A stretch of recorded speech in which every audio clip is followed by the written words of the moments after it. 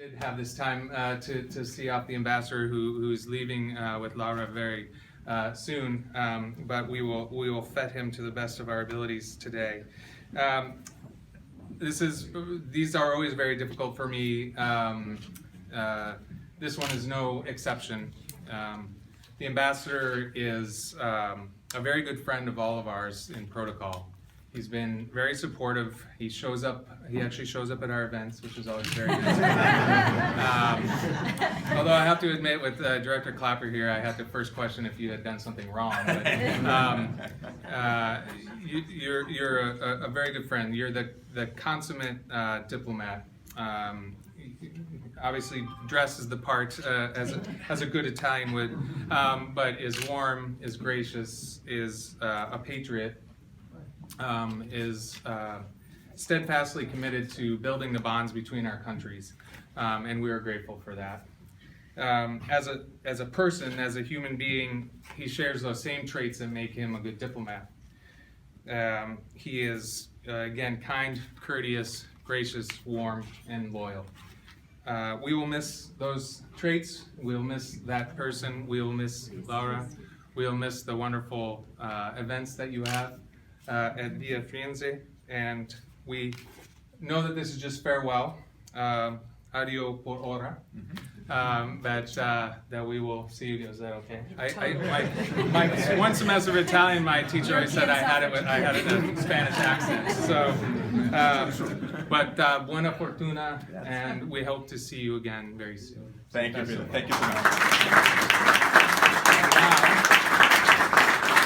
Assistant Secretary for the European Bureau at the State Department, Toria Newman. Thanks, Pete, Claudio, Laura, Denise, friends, colleagues, excellencies, Italian Americans. We're all Italian American today. Thank you for joining us here for, as Pete said, this bittersweet moment to honor and to thank Claudio, Laura, Denise. You have been an enormously great friend. You have also been an incredible, indefatigable, inexhaustible colleague. And you've had a profound impact as ambassador. I hope that you know that. Claudio, as Pete said, is a diplomat's diplomat down to his core. He and I first met when I was at NATO as U.S. ambassador, and he was Deputy Secretary General of NATO.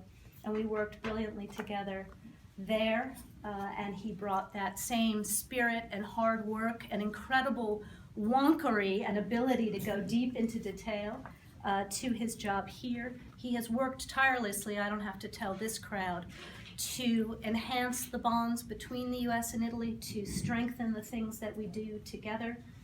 Pretty much every time we had a hard job to do, Claudio was there bringing reinforcements from Rome and putting Italy into the middle with us, whether it was getting more forces for ISAF and keeping them there, whether it was answering the call when Daesh started rampaging across Iraq, putting the Italian Carabinieri there, which was one of Claudio's own ideas because he knows how important high-end police are in those kinds of circumstances, and that this is a thing that Italy excels at. Helping to ensure that Rome played a leadership role in the coalition across the board, including with the ministerial in Rome not too long ago. Every time we were working on something hard and we needed Italy to deliver, not only would Claudio do it, but we would all of us, and there are about 18 of us who were on his email list, would get these spectacular emails, usually at 4 o'clock in the morning. Did you know Italy has just announced that it has done what it promised?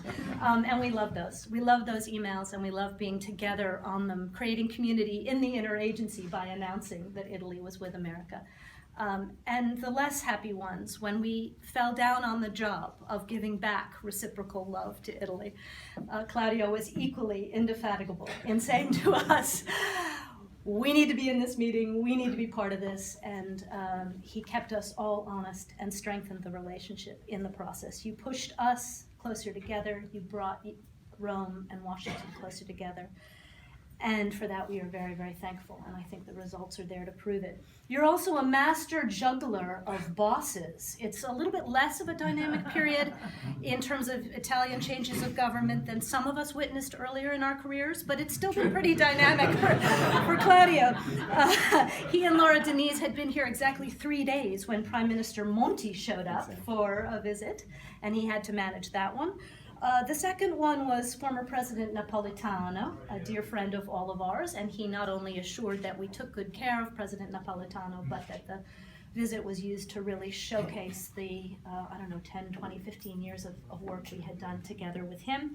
And then no sooner was that visit finished when he had Prime Minister Renzi here for the White House visit, and then his coup de grace was ensuring that when Italy changed presidents and President Mattarella came in, that we were able to welcome him just about a month ago. So you've really not only had to manage us in managing your bosses, but you've managed 4 state visits during your brief time as ambassador, and those of us who've done that on the other end know that it's not easy.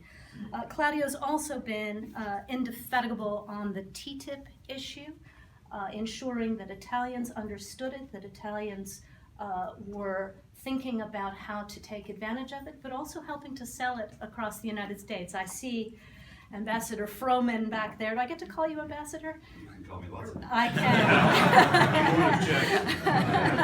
And among the reasons that we've not had much turbulence on the Italian front is because Claudio got out in front with colleagues creating an interagency on the Rome side and starting to sell in Italy as well as helping us here. And of course, the spectacular Laura Denise, who I also got to know in Brussels. She helped Claudio to fill Villa Forenza with laughter, with love, with art, with the best of Italian culture. The two of you together spoiled us rotten with fantastic evenings filled with literature, music, great food, of course. And you also invigorated the city and brought the best of Italy to Washington and to the United States.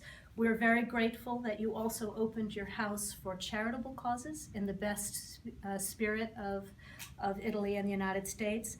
The Bisognieros hosted the Prevent Cancer Foundation dinner and raised $1.4 million for cancer research, education, and outreach, proving that a diplomatic house is not just about wonky government-to-government things. It's about people and the jobs that we do together.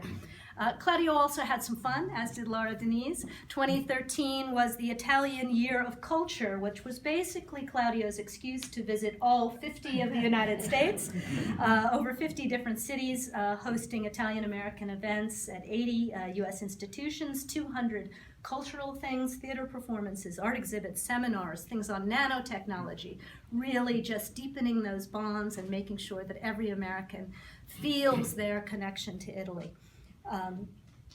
Now, as I said at the beginning, our friend here is pretty buttoned down. I personally work very hard to make him smile as often as possible.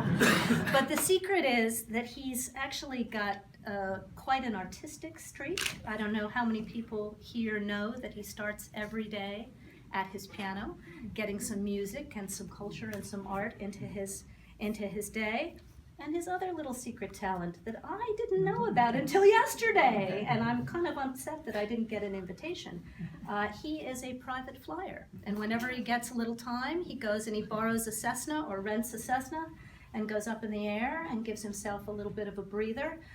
The only issue is that he apparently is also known for taking out his cell phone while he's flying, taking pictures of himself, and then tweeting them while he's also flying. So the U.S. The U.S. Aviation Administration asked me to tell you that they're glad you're leaving the country. Thank you very much. Anyway, it's been a spectacular journey with you here. You've done a spectacular job for your country. You both have. Claudio, Laura Denise, thank you for inspiring us. Thank you for bringing us a bigger, bolder, warmer Italy. You're off to Brussels, back to the rain. So you're leaving Washington, you're leaving our immediate family, but you're not leaving our extended family, and we'll see you there. Thank you.